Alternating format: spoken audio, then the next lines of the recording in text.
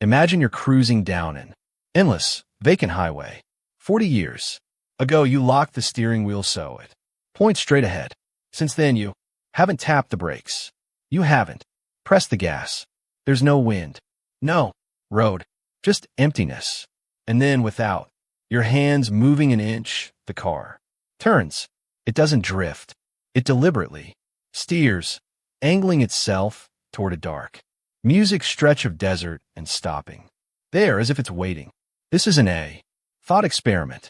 It's unfolding right now, 15 billion music meters from Earth. NASA reports that Voyager 1 is once again transmitting usable data, but the version shared with the public is music, only a fraction of a truth. For 46 years, Voyager 1 followed its programming. Transmit data. Don't turn. Don't listen. Then suddenly, without any warning, the antenna shifted. Something responded. Not from Earth. Not from any known star. From a region of sky that was supposed to be empty. What followed wasn't merely strange. It was impossible. Voyager 1 didn't just music malfunction. It chose. Or maybe something chose for it. First, understand the subject of this story. Voyager 1 is a relic launched on September 5th, music 1977. It runs on 800 watts of plutonium power and contains less memory than a single JPEG. There's no advanced AI on board, no music, life-detecting sensors. It was designed for one purpose, to leave. It sped past Jupiter and Saturn. Music crossed the Heliosphere in 2012 and entered interstellar space, the vast, unnamed music region beyond the sun's reach. Out there, the sun is just another tiny point of light. No solar wind pushes it. No gravitational music guide directs it. According to physics, nothing should occur there. For more than 4 decades, it drifted in silence, the most distant human-made music object ever, suspended in what amounted to a cosmic sensory deprivation tank. But on November 6th, 2023, that silence didn't merely crack. It exploded. It began with a transmission that felt wrong. The returning data appeared. Music distorted like static-filled, noise lacking any recognizable pattern. NASA engineers first blamed familiar culprits, cosmic radiation, music, or aging circuitry. After all, this machine is 46 years old. Then Voyager's fault. Protection systems activated. These protocols are reserved for catastrophic events like uncontrolled spinning. But here's the unsettling part. They triggered without any clear cause. No command from mission control. No debris. Impact. Still, Voyager began music, behaving as though struck by something invisible. Telemetry logs turned unreadable. Orientation records disappeared. Onboard clocks drifted. Music out of sync. This wasn't random corruption. Something reached deeper. Music into the spacecraft's core. It reacted to an event it couldn't interpret, as if it were screaming. Music in panic at something we couldn't perceive. If the corrupted data was strange, the movement was unthinkable. Shortly after, the emergency systems engaged. Voyager 1 perform an action it should never execute independently. It turned the high-gain antenna permanently locked on Earth to phone home, shifted but not toward us. Instead, it aimed at a blank patch of sky. Here's where physics seems to fracture. The change didn't involve music thrusters. No propulsion was recorded. No jets fired. It was as though its orientation simply altered. NASA examined every possibility: hacking, software failure, solar pressure. All dismissed. Yet the onboard gyroscopes log a torque, music event, a real physical rotation, a probe drifting in the quietest, emptiest region known. Music to humanity was nudged. It felt subtle but intentional, as if something understood Voyager's music design and adjusted it. And where did it aim? Toward a null zone, a theoretical region where gravitational, music, forces cancel one another out, a place Voyager shouldn't even recognize. Once locked onto this music null zone, Voyager stopped behaving like a malfunctioning robot and started acting like a receiver. The antenna held its position. Then the plasma wave subsystem. Music detected something new. Not the random hiss of deep space, but a tone. Steady hum fixed at 30,000 hertz. Scientists nicknamed it the plasma melody because it pulsed music with a consistent rhythm. Acoustic analysis revealed mirrored structures and evenly. Music spaced pauses. It flowed like music composed in mathematics. Buried within that hum was data, impossible data, not temperature readings, not velocity metrics, hexadecimal strings, music, recursive equations, fractal patterns. Certain numbers matched, astronomical constants, music with a precision far beyond Voyager's 1970s instruments. It was as though the probe had become music, a vessel delivering someone else's information to Earth. The signal was clean, narrow, directed only at Voyager 1. Other probes like Pioneer received nothing. Whatever transmitted, it knew precisely music where Voyager was and when. As Voyager transmitted this impossible mathematical song, music scientists on Earth began searching visually. Using ground-based observatories, they aimed long-exposure infrared arrays at the empty region Voyager faced. At first, only darkness. But after weeks of music scanning, something emerged. Not a star, not a galaxy.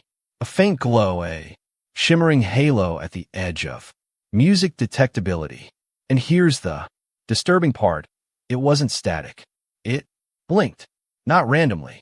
In response, researchers observed that whenever our sun unleashed a solar flare, a burst of charged particles, the halo flickered back moments later. Not a reflection. The timing was deliberate, synchronized to the sun's rhythm like a dancer. Keeping music time, this wasn't merely gas. It behaved like something watching our star and reacting. Then, just as concern deepened at NASA, Voyager 1 did the unthinkable. It went silent. For 12 complete hours, the music signal flatlined. Total absence. After surviving solar storms and 46 years of radiation, music, it had never done this before. Then suddenly it returned. But the Voyager that came back was different. When the data stream resumed, internal clocks were wrong, not slightly delayed, but entirely reset. Timestamps didn't align with any Earth timeline. For those 12 hours, it was as if Voyager hadn't simply powered down. It was as if it had been elsewhere, somewhere governed by different rules of time. No mechanical corrections were music logged. It felt as though the probe had crossed a threshold and come back altered to determine whether this was a glitch or something real. A European space agency team, music, examined the cosmic microwave background, the CMB, the afterglow of the Big Bang, the oldest light in existence. This cosmic map is supposed to remain unchanged, the universe's wallpaper. But when Voyager's trajectory was cross-referenced with deep-field CMB data, they found a ghost, a structured music distortion, a ripple forming a silhouette aligned exactly with Voyager's path. And here's what unsettled astrophysicists: the ripple didn't appear after the event. It had existed for decades. Archive data from Planck and WMAP confirmed it. The anomaly was always present. That means the universe's background static knew music where Voyager would be in 2023. This wasn't coincidence. It was an appointment. The information Voyager returned from music beyond standard space was too complex for conventional systems. Recursive structures, fractal symmetry. NASA's supercomputers failed to decode it, so they turned to quantum hardware. feeding the signal into a Majorana 1 processor built to interpret probability and complexity rather than simple. Music binary. The chip didn't just decode, it recognized the language. Patterns folded back onto themselves, like logic forming sentences instead of words. When translation finished, the processor produced a single line. Not coordinates, not a formula, a question. Are you ready to listen? Beneath that, at the core, remained the same flawless 30,000 hertz hum. Experts agree, it isn't random noise. It contains intervals, rests, music harmonies. Is music a symphony from the void, asking if we are finally capable of hearing it? How do scientists explain a 1970s probe processing quantum-level math? They stopped calling it a malfunction and named it field interaction. The energy around Voyager didn't behave like radiation, dust, or interference. It didn't scatter or dissipate like natural phenomena music typically do. It moved with intent. When Voyager rotated, the field aligned. When the signal surged, the rhythm followed. The transmission wasn't a broad flare. It was narrow, controlled, less like a wave, more like a handshake.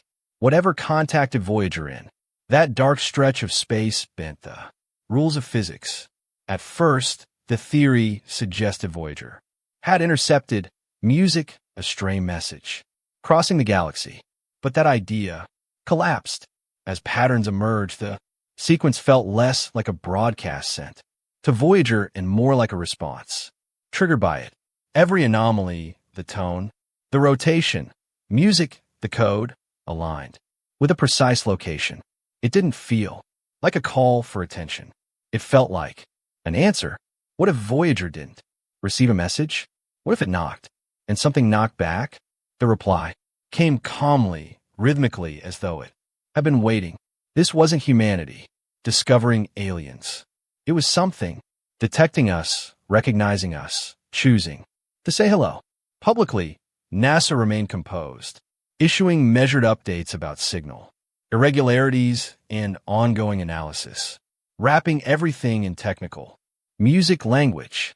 Privately, it was chaos. Documents were classified. Music meetings went off the record.